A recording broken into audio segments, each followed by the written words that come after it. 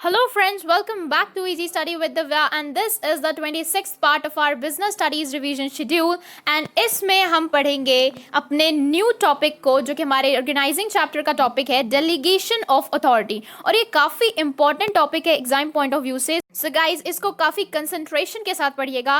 And before starting up with our delegation of authority, I hope you all are liking my videos and if you are liking them then please like share and subscribe easy study with Divya. So बढ़ते हैं आज के topic की तरफ। सबसे पहले पढ़ेंगे delegation का मतलब क्या होता है। What is delegation?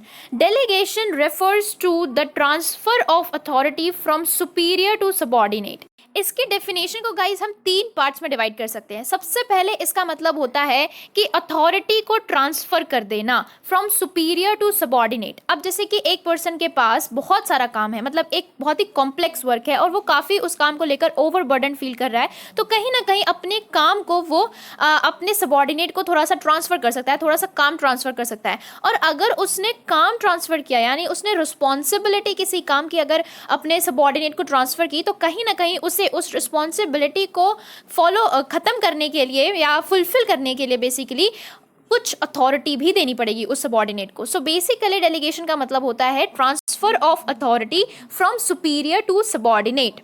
अब to operate within the limits, यानी कि सेकेंड पॉइंट जो मेन फोकस का है वो ये कि आप जो अथॉरिटी देते हो उसमें आप उसकी लिमिट्स भी डिसाइड कर देते हो। यानी कि आपने अथॉरिटी दी, अब आप उसको अथॉरिटी की लिमिट्स भी बता देते हो कि इतनी तुम्हारी लिमिट है, इसी लिमिट के अंदर तुम अपने अथॉरिटी को एक्सरसाइज कर सकते हो, तुम अपने जो भी तुम्हारे पास पावर्स हैं उनको एक्सरसाइज कर सकते हो। इस दायरे के बाहर तुम अपनी अथॉरिटी को यूटिलाइज नहीं कर सकते। And the third most important part of this delegation is that entrustment of responsibility. यानी कहीं ना कहीं आप अथॉरिटी क्यों देते हो? क्योंकि आप एक पर्सन को, अपने सबऑर्डिनेट को एक रिस्पॉन्सिबिलिटी भी देते हो और आपके अंदर वो ट्रस्ट होता है कि हाँ वो सबऑर्डिनेट उस रिस्पॉन्सिबिलिटी को अच्छे से फुलफिल कर पाएगा।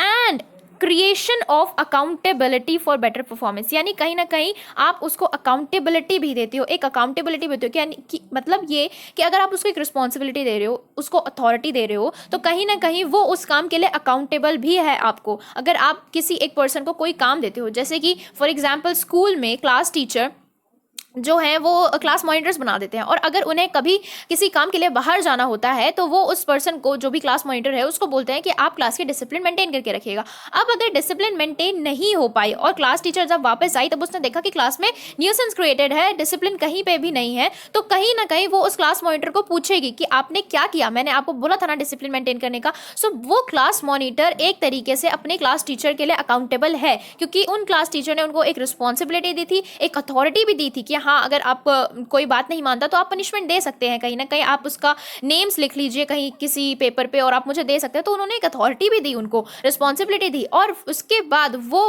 क्लास मॉनिटर जो है वो अपने काम के लिए अकाउंटेबल भी है, अपनी क्लास टीचर को वो आंसरेबल भी है। सो डेलीगेशन में आपकी तीन चीजें होती हैं basically, authority, responsibility and accountability. जो इसके एलिमेंट्स भी होते हैं वो हम आगे डिस्कस करेंगे।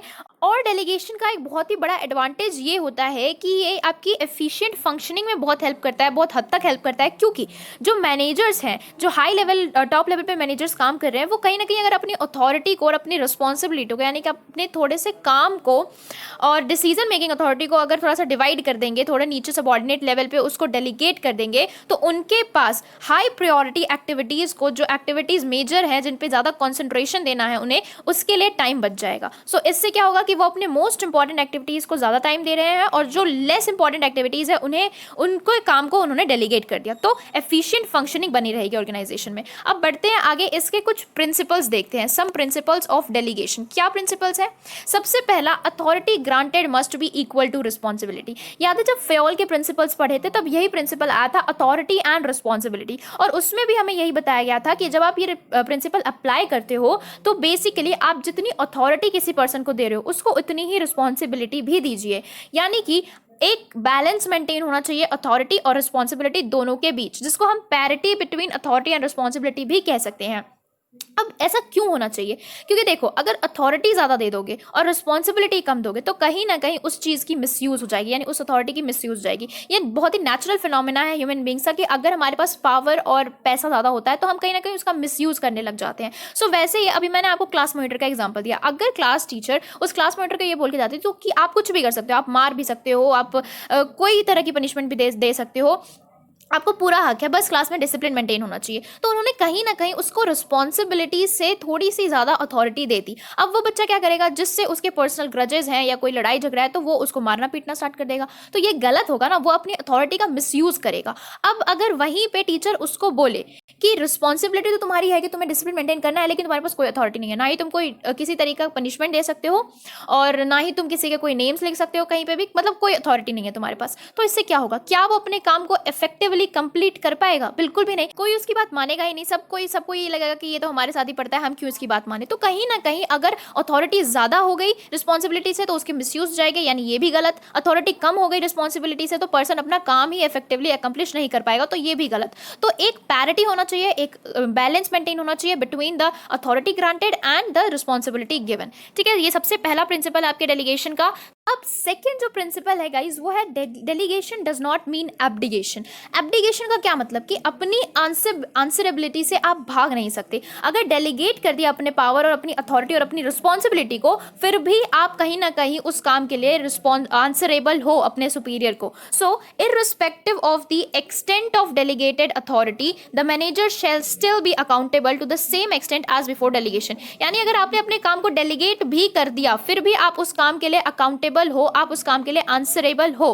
This is also known as principle of absoluteness of accountability, that is it can not be delegated at all. यानी कि अकाउंटेबिलिटी बिल्कुल भी डेलीगेट नहीं की जा सकती। आप उतने ही अकाउंटेबल पहले भी थे जितने कि आपने जब डेलीगेशन नहीं की थी अपनी अथॉरिटी की, और आपने कर दी तो भी आप उतने अकाउंटेबल हो अपने काम के लिए। अब इसको एक एग्जांपल से बताती हूँ तो शायद ज्यादा क्लियर हो जाए। अब देखिए, सपोज एक ऑर्गेनाइजेशन है, एक एजुकेशन ऑर्गेनाइजेशन, आपने देखा होगा कि आपने स्कूल्स में काफी सारे कॉम्पिटिशन्स ऑर्गेनाइज होते हैं, राइट, जो इंटर स्कूल कॉम्पिटिशन्स होते हैं और आप जाते भी हो उसमें। सो सपोज कीजिए कि एक कॉम्पिटिशन आया पोएम रेसिटेशन का। अब आपके जो प्रिंसिपल हैं वो चाहती हैं कि आपका स्कूल, आपके स्कूल के बच्चे, मतलब उन्हीं के स्कूल के बच्चे इस कॉम्पिटिशन को जीत के आए। तो उन्होंने क्या किया, उन्होंने बोला कि 12th क्लास के एक बच्चे को भेजिए। 12th क्लास के उन्होंने कोऑर्डिनेटर को, जो इंचार्ज है, उनको बुलाया और उनको ये रिस्पॉन्सिबिलिटी दी कि आपको उस बच्चे को प्रिपेयर करना है अच्छे से और आपको ये अवार्ड जीत के लाना है हमारे स्कूल के लिए। अब उन्होंने, कोऑर्डिनेटर ने क्या किया, उन्होंने सोचा कि ये जो पोएम रेसिटेशन की जो भी कॉम्पिटिशन है वो कहीं ना कहीं एक इंग्लिश की टीचर बहुत बेहतर से तैयार करा सकती है एक बच्चे को, क्योंकि poem recitation is what it is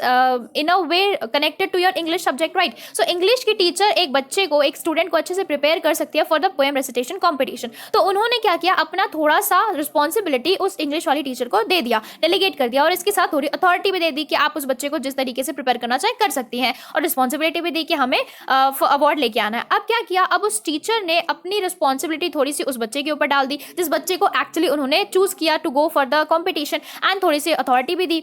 अब देखिए, अब अगर वो बच्चा जीत के नहीं आता है, अगर वो बच्चा हार के आता है, तो जो कोऑर्डिनेटर है, बेसिकली प्रिंसिपल ने तो वो रिस्पॉन्सिबिलिटी कोऑर्डिनेटर को दी थी ना। ऑल्दो कोऑर्डिनेटर ने आगे उस रिस्पॉन्सिबिलिटी को और अपनी अथॉरिटी को थोड़ा सा डेलीगेट कर दिया, उन्होंने इंग्लिश टीचर को दिया और इंग्लिश टीचर ने फिर स्टूडेंट को दिया, बट स्टिल जो कोऑर्डिनेटर है वो अभी भी आंसरेबल उतनी ही है प्रिंसिपल को जितनी कि वो पहले थी जब उन्होंने डेलीगेशन नहीं की थी। मतलब वो ये नहीं कह सकते कि मेरी गलती नहीं है, इंग्लिश टीचर की गलती है, उसने अच्छे से प्रिपेयर नहीं कराया होगा, या उस बच्चे की गलती है, उसने अच्छे से याद नहीं किया होगा। तो ऐसा वो नहीं कह सकती है, वो अभी भी प्रिंसिपल को उतनी ही ज़्यादा आंसरेबल है, उतनी ही ज़्यादा अकाउंटेबल है जितनी कि वो पहले थी। और जो इंग्लिश टीचर होगी वो अपनी कोऑर्डिनेटर को अकाउंटेबल है, क्योंकि कोऑर्डिनेटर ने उन्हें अथॉरिटी दी थी। वो ये नहीं कह सकती कि बच्चे ने अच्छा परफॉर्म नहीं किया, वो अभी भी अकाउंटेबल है कहीं ना कहीं कि उन्होंने अच्छे से प्रिपेयर नहीं कराया, और वो आंसरेबल है कोऑर्डिनेटर को। सो डेलीगेशन का मतलब ये नहीं होता कि अगर आपने अपनी अथॉरिटी पास ऑन कर दी है, अपनी रिस्पॉन्सिबिलिटी पास ऑन कर दी है, तो आप ब्लेम गेम का वो चलाओगे, आप ये बोलोगे कि उसकी गलती है, मेरी गलती नहीं है। आप अपनी आंसरेबिलिटी से नहीं भाग सकते हैं। So delegation does not mean abdication. ठीक है, ये सेकेंड प्रिंसिपल है। थर्ड प्रिंसिपल है कि the authority granted to a subordinator can be taken back and re-delegated to another person. बहुत ही सिंपल है इसका मतलब कि अगर आपको अथॉरिटी दी गई है और आप उस अथॉरिटी को अच्छे से यूटिलाइज नहीं कर पा रहे हो, आप जो आपको जो, क्योंकि अथॉरिटी के साथ रिस्पॉन्सिबिलिटी भी दी जाती है, तो अगर आप उस रिस्पॉन्सिबिलिटी को अच्छे से फुलफिल नहीं कर पा रहे हो, काम अच्छे से नहीं कर पा रहे हो, तो आपकी अथॉरिटी वापस ली जा सकती है और उसको किसी और को दी जा सकती है। अब जैसे कि क्लास मॉनिटर का एग्जांपल ही ले लें, क्लास मॉनिटर अगर अच्छे से माइंड नहीं कराएगा क्लास को, क्लास में डिसिप्लिन नहीं क्रिएट कराएगा, तो क्या करेगी क्लास टीचर, उससे क्लास मॉनिटर का जो पोजीशन है वो ले लेगी, किसी और बच्चे को दे देगी जो उसके लिए ज्यादा सुटेबल है। सो कहीं इसका मतलब सिर्फ इतना है कि अगर आप अपनी अथॉरिटी को अच्छे से नहीं निभाते हो, रिस्पॉन्सिबिलिटी फुलफिल नहीं करते हो, तो आपकी अथॉरिटी वापस ले ली जाएगी और किसी और को डेलीगेट कर दी जाएगी। ठीक है, सो ये आपके 3 प्रिंसिपल्स है डेलीगेशन के। अब बढ़ते हैं डेलीगेशन के एलिमेंट्स की तरफ। मैंने पहले ही डिस्कस किया है इसके एलिमेंट्स, आप थोड़ा सा डिटेल में डिस्कस करेंगे। एलिमेंट्स मतलब क्या, मतलब एक तरह से इंग्रेडिएंट्स ऑफ डेलीगेशन, यानी डेलीगेशन के पार्ट क्या है, उसके इंग्रेडिएंट्स क्या है, किस चीज से बना है delegation. So the first element of delegation is authority, यानी कि अथॉरिटी मतलब होता है right to command your subordinate, मतलब एक पावर आ जाना कि हाँ आप अपने सबऑर्डिनेट्स को ऑर्डर्स दे सकते हो, उनसे काम करवा सकते हो, उनको कमांड दे सकते हो। सो अथॉरिटी मतलब right to command your subordinates. Second, it arise from formal position, मतलब कि आपकी जो भी फॉर्मल पोजीशन है ऑर्गेनाइजेशन में, उसके अकॉर्डिंग आपके पास अथॉरिटी होगी। मतलब जो टॉप लेवल पे हैं उनकी सबसे ज्यादा अथॉरिटी होगी, जो मिडिल लेवल पे हैं उनकी थोड़ी कम अथॉरिटी होगी। तो ये आपके फॉर्मल पोजीशन से अराइज होती है कि आपके पास कितनी अथॉरिटी है और आप कितने सबऑर्डिनेट्स को कमांड दे सकते हैं। ठीक है, and this can be delegated, authority को आप डेलीगेट कर सकते हो। And flows from top to bottom, यानी कि सबसे जो टॉप पे होगा, टॉप लेवल मैनेजर, उसके पास सबसे ज्यादा अथॉरिटी होगी और जो सबसे लोअर लेवल पे होगा उसके पास सबसे कम अथॉरिटी होगी। So authority is highest at top level, top management levels and reduces as we go down, और जैसे जैसे हम नीचे जाते जाएंगे, यानी टॉप लेवल के पास सबसे ज्यादा है, फिर मिडिल लेवल के पास है, फिर लोअर लेवल के पास है और फिर वर्कर्स के पास है। तो अथॉरिटी आपकी डाउनवर्ड्स फ्लो करती है, यानी कि टॉप टू बॉटम आती है। Next, responsibility. नेक्स्ट एलिमेंट जो डेलीगेशन की है वो है रिस्पॉन्सिबिलिटी, यानी कि जिम्मेदारी। अब आप किसी को अथॉरिटी दे रहे हो, तो अथॉरिटी क्यों दे रहे हो उसको, क्योंकि आप उसको एक जिम्मेदारी दे रहे हो, एक काम दे रहे हो जिसको करने के लिए ऑब्लाइज्ड है, उसका वो ऑब्लिगेशन है, he has the obligation. Responsibility is basically the obligation of a subordinate to properly perform the assign duty, यानी कि उसकी जिम्मेदारी है कि जो ड्यूटी उसे असाइन की गई है उसको अच्छे तरीके से, अच्छे ढंग से कंप्लीट करना है। और इस रिस्पॉन्सिबिलिटी को फुलफिल करने के लिए तो उसको अथॉरिटी दी गई है ना, सिंपल सी बात है। ठीक है, आपको कोई वर्क, कोई काम, आपको जिस काम से आप ओवरबर्डन आपको फील हो रहा है, तो आपने उस काम को क्या किया, उस जिम्मेदारी को थोड़ा सा डेलीगेट कर दिया, और उसको जब डेलीगेट किया तो उस जिम्मेदारी को, उस रिस्पॉन्सिबिलिटी को फुलफिल करवाने के लिए आपने थोड़ी सी अथॉरिटी भी डेलीगेट कर दी। ठीक है, तो ये मतलब है। अब रिस्पॉन्सिबिलिटी कहां से अराइज होती है, अथॉरिटी से, यानी कि अगर किसी को अथॉरिटी दी है, किसी को ये पावर दिया है कि आप अपने सबऑर्डिनेट्स को कमांड कर सकते हैं, तो कहीं ना कहीं आपने उसको रिस्पॉन्सिबिलिटी भी कुछ दी है, रिस्पॉन्सिबिलिटी यानी जिम्मेदारी भी कुछ दी है, कोई काम उसको करना है। So responsibility arises from your authority, then it can not be entirely delegated, यानी कि आप अपनी जिम्मेदारी को पूरी तरीके के साथ डेलीगेट नहीं कर सकते हैं। Your responsibility can not be delegated entirely, हाँ थोड़ा सा कर सकते हो लेकिन पूरी तरीके से नहीं कर सकते हो। कहीं ना कहीं आपको जो काम दिया गया है, आप उसके लिए आप भी जिम्मेदार हो। अभी कंपटीशन का एग्जांपल लिया ना, तो वहां पे भले ही कोऑर्डिनेटर ने थोड़ी सी अपनी रिस्पॉन्सिबिलिटी को थोड़ा सा डेलीगेट कर दिया था इंग्लिश वाली टीचर तक, लेकिन कहीं ना कहीं वो भी उस कंपटीशन के लिए जिम्मेदार थी। उस कंपटीशन का जो भी रिजल्ट आएगा उसके लिए वो कोऑर्डिनेटर भी जिम्मेदार थी और इवन प्रिंसिपल भी जिम्मेदार थी। ठीक है, and this responsibility flows upwards from subordinate to superior, यानी कि ये अपवर्ड डायरेक्शन में आपका फ्लो करता है, यानी कि जो सबसे लोअर लेवल पे होगा उसकी रिस्पॉन्सिबिलिटी सबसे ज्यादा होगी, और जैसे जैसे आप ऊपर जाते जाओगे रिस्पॉन्सिबिलिटी रिड्यूस होती जाएगी। ठीक है, नेक्स्ट इज अकाउंटेबिलिटी। अकाउंटेबिलिटी मतलब अभी बताया आंसरेबिलिटी, यानी कि हिंदी में बोलूं तो जवाबदारी। आपको, अगर आप किसी चीज के लिए जिम्मेदार हो तो आप उस चीज के लिए जवाबदार भी हो, आप कहीं ना कहीं आंसरेबल भी हो, right. So answerability for the final outcome of the assigned task, यानी कि अकाउंटेबिलिटी मतलब होता है कि जो आपको काम दिया गया है उसका जो भी फाइनल आउटकम होगा आप उस चीज के लिए आंसरेबल हो। अगर वो लॉस में जा रहा है आपका काम तो भी आप आंसरेबल हो, आप प्रॉफिट ला रहे हो उस काम से तो भी आप आंसरेबल हो। So it arises from your responsibility, मतलब अभी बताया जिम्मेदारी है तो जवाबदारी भी है। अगर आपको रिस्पॉन्सिबिलिटी मिली है तो कहीं ना कहीं आप उस काम के लिए आंसरेबल भी हो। Then it can not be delegated at all.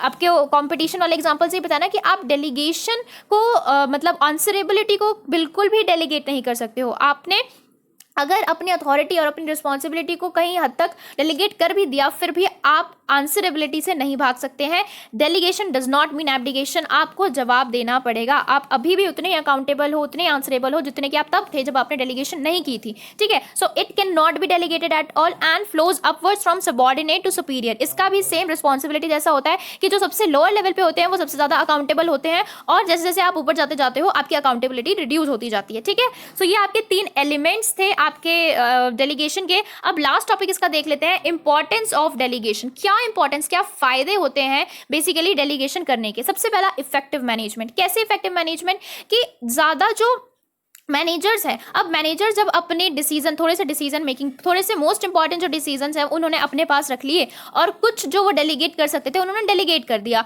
अब डिसीजन के साथ, अथॉरिटी के साथ रिस्पॉन्सिबिलिटी भी डेलीगेट कर दी, तो अब उनके पास टाइम बच गया कि वो अपने ज़्यादा इंपॉर्टेंट मैटर्स पे कंसंट्रेट कर सकते हैं और ज़्यादा इंपॉर्टेंट मैटर्स के लिए डिसीजंस ले सकते हैं। क्योंकि जो लेस इंपॉर्टेंट मैटर्स थे उनको तो उन्होंने डेलीगेट कर दिया, तो जिनको डेलीगेट किया उन मैटर्स पे वो जो सबॉर्डिनेट्स है वो डिसीजन लेंगे। तो अब जो सुपीरियर है उसके पास टाइम बच गया कि वो अपनी ज़्यादा इंपॉर्टेंट टॉपिक्स पे डिस्कशन कर सके, डिसीजंस ले सके और ध्यान दे सके। And reduces their burden also, अब उनके ऊपर से बर्डन भी रिड्यूस हुआ एक तरीके से। तो ये अगर ऐसा होगा, वो ज़्यादा इंपॉर्टेंट मैटर्स पे ध्यान दे पाएंगे और उनका बर्डन भी रिड्यूस होगा, तो कहीं ना कहीं मैनेजमेंट इफेक्टिवली चलेगी ऑर्गेनाइजेशन में। Next, motivation of employees.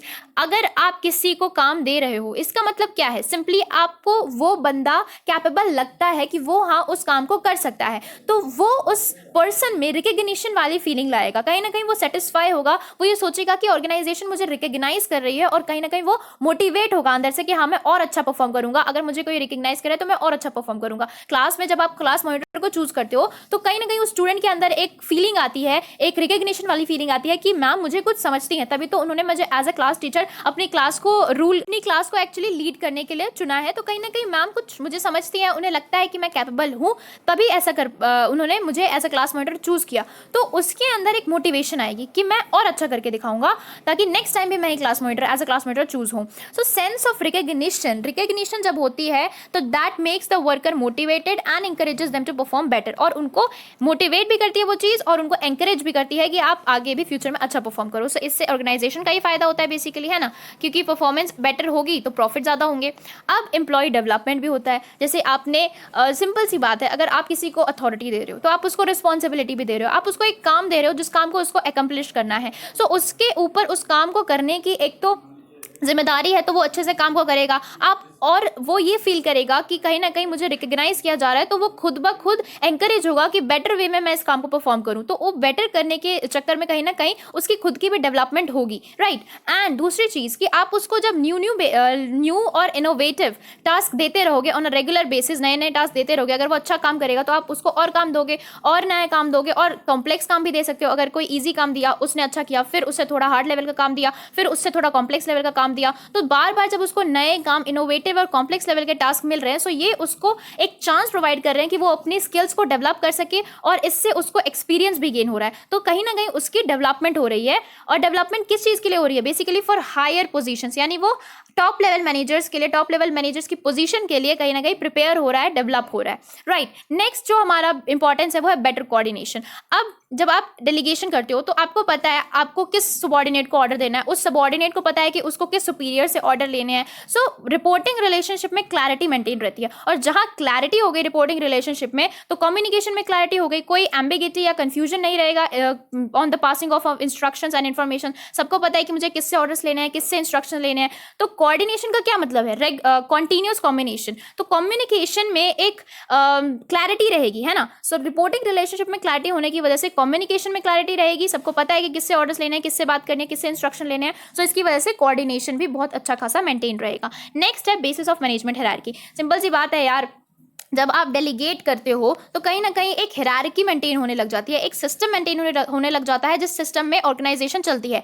ए ने बी को दिया अपने पावर्स, सी को भी दिए अपने पावर्स डेलीगेट करके, सी ने डी और ई में डेलीगेट कर दिए, बी ने एफ को डेलीगेट कर दिया। सो कहीं ना कहीं डी को पता है कि उसको सी से पूछना है, ई को भी पता है उसको सी से ऑर्डर्स लेने हैं, सी को पता है उसको ए से लेने हैं, बी एफ को पता है उसको बी से लेने हैं। सो यहाँ पे एक हायरार्की मेंटेन हो गया, सब एक सिस्टमैटिक वे में काम कर रहे हैं, सबको पता है कि वो किसको कौन उनका सुपीरियर है, कौन उनका सबॉर्डिनेट है। सो यहाँ पे एक हायरार्की मेंटेन हो गई है, systematic way of communication maintain हो गया, right. And the last importance is facilitation of growth, यानी कि अब जब आप एम्प्लॉयज को मोटिवेट कर रहे हो काम करने के लिए, उसकी डेवलपमेंट कर रहे हो, तो जब उसकी डेवलपमेंट होगी और वो हायर पोजीशंस के लिए रेडी हो रहा है, तो आप उसको हायर पोजीशन देके आप खुद नए लाइंस ऑफ प्रोडक्ट में डील कर सकते हो, नई अपनी डिपार्टमेंट्स खोल सकते हो, आप उस चीज़ में ध्यान दे सकते हो, क्योंकि जो प्रीवियस आपके डिपार्टमेंट्स थे वहाँ के लिए तो आपने अपने एम्प्लॉयज़ को ट्रेन कर दिया डेलीगेट करके अथॉरिटी को, वो तो ट्रेन हो चुके हैं उस पोजीशन के लिए, सो आप उनको वो पोजीशन दे के आप एक नई बिजनेस भी स्टार्ट कर सकते हैं। सो कहीं ना कहीं न्यू लाइन ऑफ बिजनेस, यानी अपने एग्जिस्टिंग बिजनेस में ही न्यू लाइन्स खोल सकते हैं। सो कहीं ना कहीं ये ग्रोथ में भी बहुत हेल्प करता है। By providing ready trained and experienced workforce, delegation helps in expansion and growth, यानी कि आपको वो ट्रेन्ड वर्कफोर्स प्रोवाइड करता है। डेलीगेशन से आपके वर्कफोर्स ट्रेन होते हैं, डेवलप होते हैं, एक्सपीरियंस्ड बनते हैं। सो आपको डेलीगेशन एक्सपेंशन और ग्रोथ में बहुत हद तक मदद करता है। सो गाइज, आज की वीडियो यहाँ पे खत्म होती है। आई होप आप लोगों को समझ आया है तो please like share and subscribe my channel. And one more important thing, अगर आपको मेरे नोट्स के पीडीएफ फॉर्म चाहिए तो आपको लिंक में मिल जाएगी। So guys, keep supporting easy study with Divya. Thank you so much.